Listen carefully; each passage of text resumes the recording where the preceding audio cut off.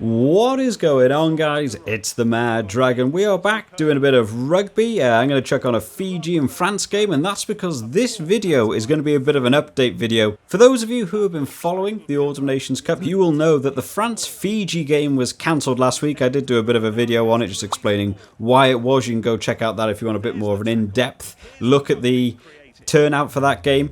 But the main reason was that two of the Fijian players were tested positive for coronavirus and such, couldn't play. So the game was actually cancelled. All the other games went ahead, and it was a bit up in the air about what Fiji were going to do, whether they were going to have to drop out of the tournament, whether they were going to have to just cancel all their games, what happens to France, what happens to Pool B. It's all been a bit up in the air, so we've had a bit of an update today, so I thought it might be fun, just in case no one's seen it or read about it today. So World Rugby has come out with a decision that what they're going to do for this tournament is they have now awarded France a 28-0 victory against Fiji, with the reasoning being that because they were tested for COVID and were found positive, it was them that couldn't actually turn up to the game. So it has effectively been forfeited and given to France with a bonus point, which is a big turnout. I actually reckon France probably still would have won that game, but with a bonus point. But there was every chance that Fiji could have turned up and could have actually stopped them. So France have got away slightly lightly here with not having to play any of their main team players that were going to be happening with their whole... They were going to be only allowed to play league players for one more game. Whether or not that was going to go ahead is a bit still conditional. But they did announce that they were going to have a bit of a B team going up against Scotland, and that was going to be allowing the starting team to play Fiji. But that hasn't gone ahead now. So what's happened now is France have now come away with a win, and not just a win, but also a bonus point in their group table, which I'll check on screen now what this actually looks like in the Group B table. So as you can see, Scotland are there in second now. They've both got the 28 points for, however 17 away for Scotland, obviously that game against Italy where they did not perform brilliantly. That will be coming up probably in my later prediction video that I'll be doing for Scotland's next game. However, it means that France have now been able to get to the top of that table with all positive points and also 5 points, which now puts them in a really good driving seat for their Group B win. I did do a video a couple of weeks back talking about my prediction on who I thought would win the actual Autumn Nations Cup. There was a bit of questions, some of the people putting down in the comments whether or not I was going to be right. There was some information I didn't know at the time about the French leagues not allowing their main players to play the whole tournament and so on, so it was a bit up in the air. England are still looking very positive on to win this. However, now with this change, it now means that France were meant to play Fiji with their starting 15 as they would normally do. However, those players would not be allowed to play in later games. So their game against Scotland would have been a great game. A B team France versus an A team Scotland. Minus, of course, Adam Hastings and Finn Russell. So I think that would have been a really, really good game. I actually think Scotland would probably have beaten them with a main starting Scotland team. They're looking very, very strong. Duhan van der Merwe had a great game against Italy. I think he's going to be a bit of a dark horse coming into this tournament, doing very, very well for Scotland. But so France were meant to play that B team against Scotland, and now because this game was cancelled, from what I've been able to find out, France are now allowing those players that were going to be playing in the Fiji game, they're going to move their one game now to playing Scotland, which means you're going to be having a starting A-team France versus a pretty much A-team Scotland, apart from, like I said, their two first-choice kickers. Duncan Weir's come in and is doing a very good job. I'm still loving his hairdo. I think it's fantastic. But he actually had quite a good game against Italy. He's trying to get back into that international role. So it'll take him a few games probably to warm up to where he wants to be. But I think it's going to be a great game between France and Scotland. And with France now taking that early advantage lead, if they can go in and beat Scotland, that puts them in a real good position to actually come top of their table, even without going into that Italy game, because they can go into that Italy game with a B team. I reckon France can beat Italy with a B team versus an A team Italy, which then would actually put them in the final already.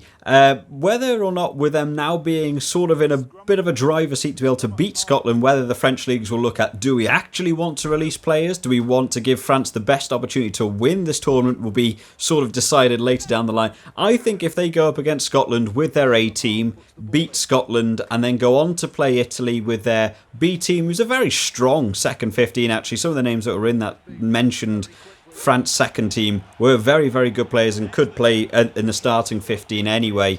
I think they've got a good chance to go up against Italy and do a big thing for French rugby there and being able to beat a starting Italy team with a B side. If they go on to do that and then go and play who I still think will be England in the final, I think England are just looking a bit too strong. Ireland's game against Wales wasn't the most impressive. I think Wales played badly as opposed to Ireland playing superbly.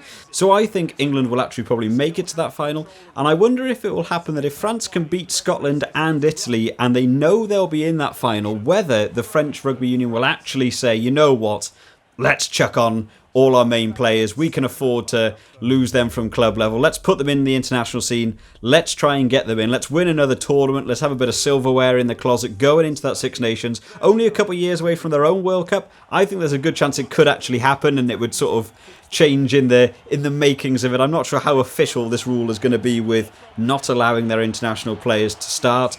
So I don't know how easily that could be manipulated to allow them to start if they were in the final against either an England or an Ireland, whoever made it through from that Conference A. So what does this mean for Fiji? So Fiji, sadly, are going to be right at the bottom, sort of where they were probably expected to be at the end of this anyway. But they did have a good chance to play some games. I was really looking forward to a Fiji-Italy. I was also going to look forward to a Fiji-Scotland, although I would probably see Scotland winning that game with how they've been performing recently.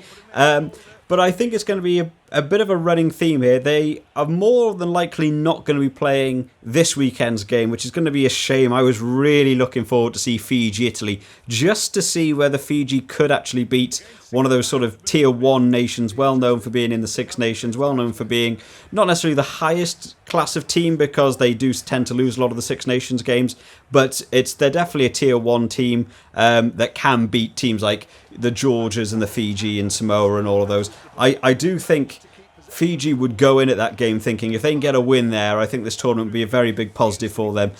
They have been told that those players are going to have to quarantine for 2 weeks, which does include this Saturday. Whether they're going to quarantine those players separately and allow the Fiji players to actually come on and play Italy while missing some of their key players like Semi Randrada, I don't know if that's going to happen. I haven't actually read anything about that Fiji team being allowed to play this week. It hasn't been cancelled already from what I can see. So they're sort of still tossing it up, probably close to the date they will announce. That will probably be the last video I'll be able to put out as a prediction video because they probably won't mention that until the Friday or something, whether or not that game will be going ahead. But if they're not able to play that game against Italy, I imagine that means Italy will also get the same scoring system as what France have had. That means that Italy will get their 28 points to 0. They'll get their 5 points for the win and the bonus point, and that will still put them in a comfortable third. They won't really change, nor will Fiji. It won't affect the table too much, but where it will begin to affect it is whether or not they go on to play Scotland. At the end of those 2 weeks, they will have the ability to go to Scotland with no one in quarantine if it works out perfectly how they want it to. Which means you could see Fiji go up against Scotland, who have just come away from a France game. They could have lost that game, they could have won that game. I think that's going to be a real tight game to call that one. I know a lot of people in the comments have opposing views who they think could take that one. I think France have got a more likely chance of that. But if Scotland come away with a loss to France, they know they would definitely need to beat Fiji with desperate hopes that Italy can do something to upset that France run. But then the question goes to, would Scotland be able to beat Fiji by a bonus point? I think they have a good chance to do it, but there's always the chance that Fiji could turn up knowing it's going to be their only game of the tournament. They're definitely not going to be replaying these games in the future. They're a one-off. If they don't manage to make it to the game, they're going to lose it 28-0. This will be their only game of the tournament. They'll come in slightly inexperienced and slightly out of shape for game performance probably. Whether they'd be able to beat an A-team Scotland, I wouldn't dare see Scotland put on a B-side if they've already lost to France. If they beat France, maybe they would put on a B-team to play Fiji because they think they would just win that game. But there's every likelihood that they could actually not score the 4 tries against Fiji. If Fiji's defence can hold up, if they can run them a bit ragged and take the advantage and run the attacking game, there's every chance that Scotland could actually not get those 4 tries and that 28 points overall if they end up playing each other. So it could actually end up that, let's say all the teams, let's say France and Scotland draw, unlikely because of how rugby tends to work, but there could always be a draw. If it gets to that stage, it would then come down to that I would see France definitely beating Italy. They've got their 3 points that they've had for beating Fiji. They've got that draw against Scotland. They're already ahead. It means that Scotland really have to pull it out the bag, or they could actually get knocked out of this tournament by Fiji coming back and sort of handing Group B to France with relative ease through being in quarantine. I think there's some really interesting topics around this on how this game will go and how it will turn out. I'm really looking forward to seeing the rest of this tournament. It's going to be a big shame to not see Fiji probably this week. Don't take me on that. It could, every chance it could turn around in that amount of time. But I'm really looking forward to see how they're going to do this, whether Fiji could come back and get that win, whether Scotland will be able to play them. I really hope they manage to do the Italy versus Fiji game, because I think that'll be such a tight-knit game and such a close game for two tier nations that are very close in terms of skill level. I think Italy probably have the better players across the 15, but Fiji have the aggressive nature. I mean, we all saw what happened in the New Zealand-Argentina game, where you have the less experienced side with the technically probably less quality players coming in and running a game. It can happen. The dark horses can come out of nowhere. The underdogs can win.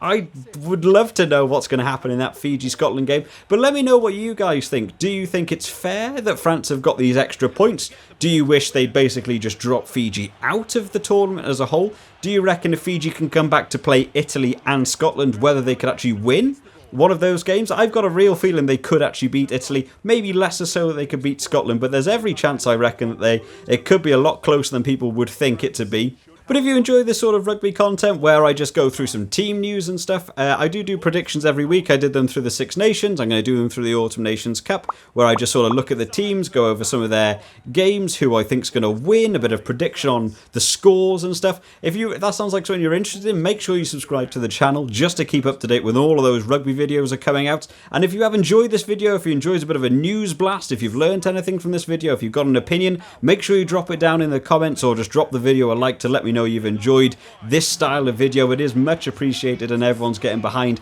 I am loving this Autumn Nations tournament so far. I cannot wait for it to be on this weekend. I'm also looking forward to making the videos more towards the end of this week when the teams get announced. I hope you've all enjoyed, guys. I will see you next time. Bye bye.